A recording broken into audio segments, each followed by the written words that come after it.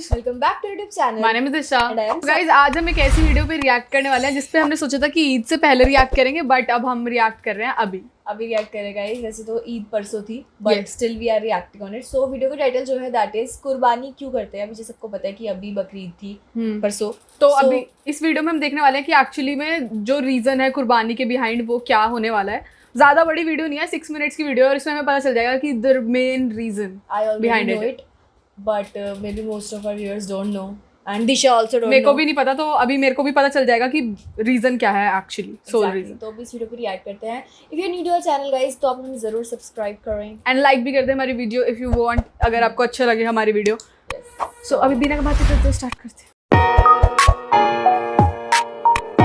बिस्मिल्लाहिर्रहमानिर्रहीम। अस्सलामुअलैकुम प्यारे दोस्तों, जैसे कि आप सबको पता है कि बकरा ईद आने वाली है और बकरा ईद क्यों मनाई जाती है, इसके पीछे की पूरी कहानी क्या है, सच्चाई क्या है, इन सब चीजों के बारे में हम आपको पूरी मालूमात देंगे। लेकिन इससे पहले आपसे गुजारिश करते हैं कि वीडियो को आखिर तक जरूर देखिएगा, स्किप मत कीजिएगा, नहीं तो पूरी बात आपकी समझ में नहीं आएगी। दोस्तों, आपको YouTube पर बहुत सारी वीडियोस मिल जाएंगी, लेकिन आपको इतना डिटेल, इतनी तफसील से किसी ने नहीं बताया होगा जितनी तफसील से हम आपको बताने जा रहे हैं। दोस्तों, आप जानते हैं कि अल्लाह अपने बंदों और नबियों से बहुत मोहब्बत करता है और उनका इम्तिहान जरूर लेता है। कुछ इस तरह हजरत इब्राहीम अलैहिस्सलाम को एहसास हुआ। 1000 साल पहले हजरत इब्राहीम अलैहिस्सलाम एक बार आराम फरमा रहे थे, तभी आपको नींद आ गई। तो आप क्या देखते हैं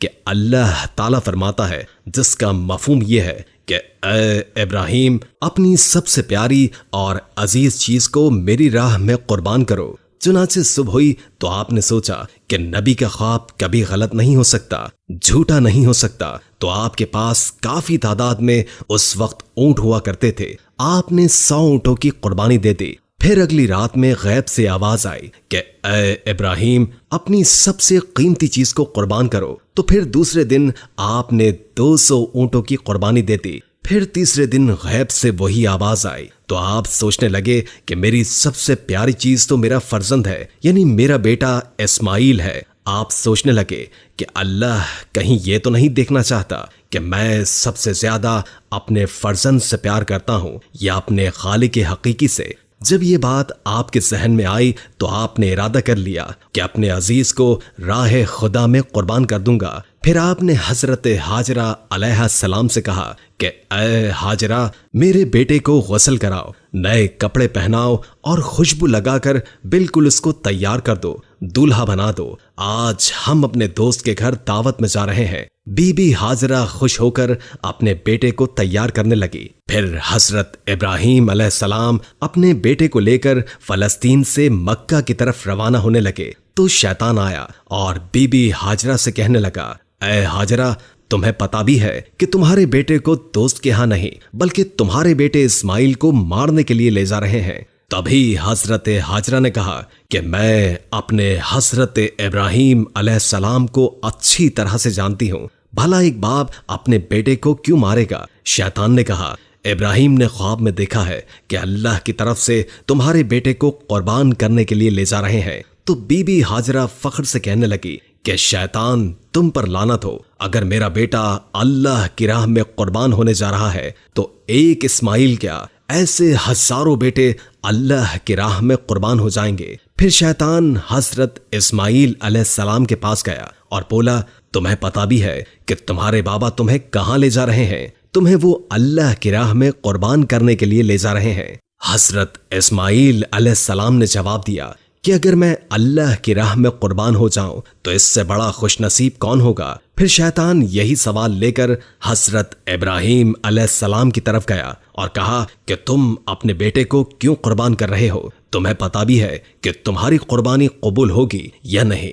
तभी हजरत इब्राहीम अलैहिस्सलाम पत्थर उठाते हैं और शैतान को लानत कहकर वो पत्थर मारते हैं। बताया जाता है कि तभी से मक्का शरीफ में हज के दौरान शैतान को पत्थर मारा जाता है। फिर आप आगे बढ़ने लगे और अपने प्यारे फर्जंद से फरमाते हैं, क्या आपको पता है कि हम आपको अल्लाह की राह में कुर्बान करने के लिए ले जा रहे हैं। तभी हजरत इस्माइल अलैहिस्सलाम कहने लगे, बाबा, इससे बेहतर मेरे लिए क्या होगा कि मुझे अल्लाह की राह में एक अल्लाह के नबी कुर्बान करने के लिए ले जा रहे हैं। लेकिन बाबा, मेरी एक इल्तिजा है कि जब मेरा गला कटेगा तब आप नहीं देख पाएंगे, इसलिए रस्सी से मेरे हाथ पांव दोनों अच्छी तरह से बांध लेना। और बाबा, मैं चाहूंगा कि आप अपनी आंखों पर भी पट्टी बांध लें ताकि आपको मुझ पर रहम ना आ जाए। बस फिर क्या था, हजरत इब्राहिम अलैहिस्सलाम ने अपने बेटे के हाथ और पैर और आंखों पर पट्टी बांध ली और हाथों पर छुरी लेकर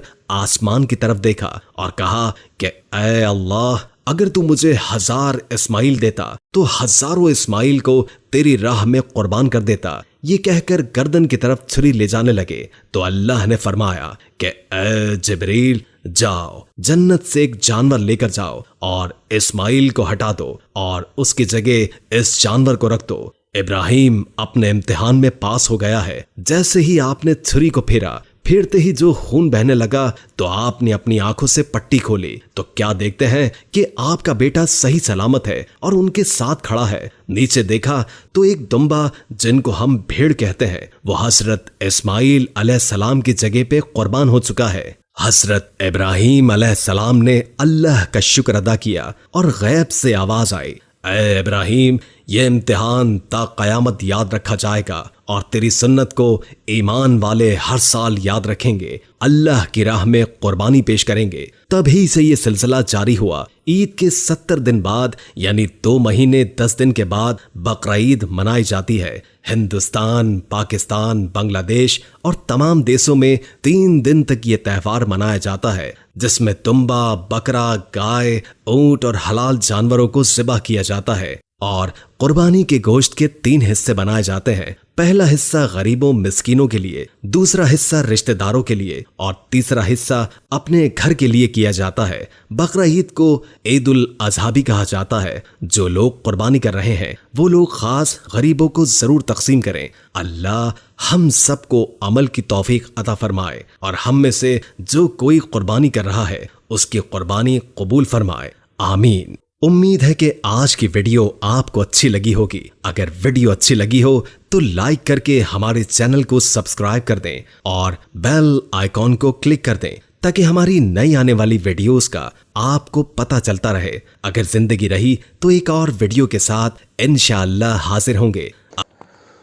रोंगटे खड़े कर देने वाला वीडियो था सच में, और बहुत ही मतलब बताने का तरीका भी उनका बहुत अच्छा था और विजुअल्स अच्छे थे, इतने नहीं पर अच्छे थे, क्योंकि समझने के लिए इतने ही काफ़ी है कि कुर्बानी कैसे दी गई उनकी।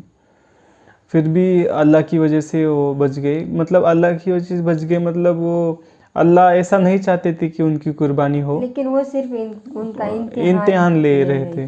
तो बहुत अच्छा वीडियो था। आपको कैसा लगा कमेंट में बताइए। तो और अभी मुझे पता चला कि आखिरकार ऐसा क्यों किया जाता है, कुर्बानी दी जाती है। इससे पहले भी मालूम था पर इतना परफेक्टली नहीं मालूम था। इस वीडियो के अंदर ना इन्होंने बताया कि किस तरीके से जो हज़रत इब्राहिम हैं वो उनकी परीक्षा ली अल्लाह ने।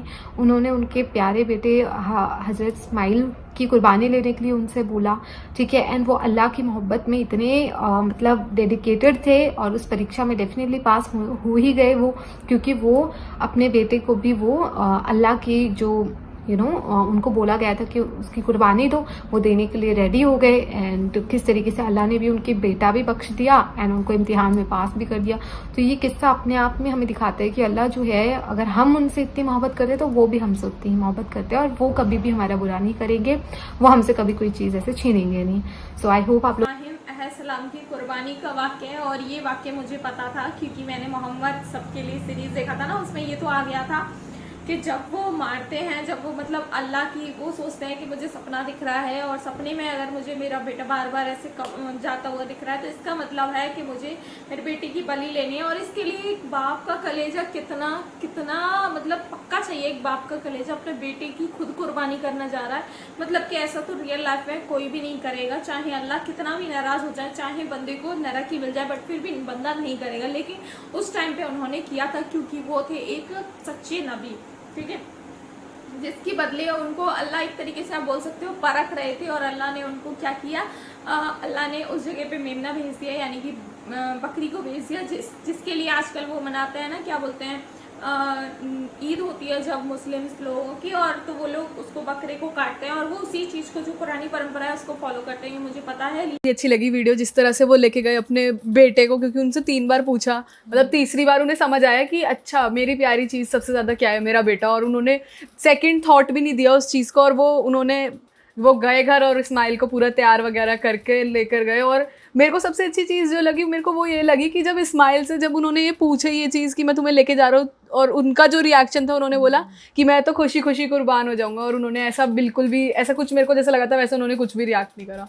एग्जैक्टली बट ऐसा नहीं हुआ ऑब्वियसली, वो सिर्फ उनका एक इम्तिहान था टू सी कि वो एक्चुअली मतलब करेंगे कि नहीं, तो उनकी जगह पर फिर एक वो भेड़ आ गया, तो दैट इज़ वाई मतलब हर साल ईद पे यू नो कुर्बानी करते हैं। That's the story. Let us know कि आपको पता था कि नहीं पता था। आई थिंक सबको पता ही होगा, ये तो मतलब ये तो पता ही होगा, बट इसके अलावा भी इसमें कुछ मिसिंग था स्टोरी में, तो आप जरूर ऐड ऑन कर सकते हो कमेंट्स में। Exactly guys, so this was a reaction. Thank you so much for watching. Bye.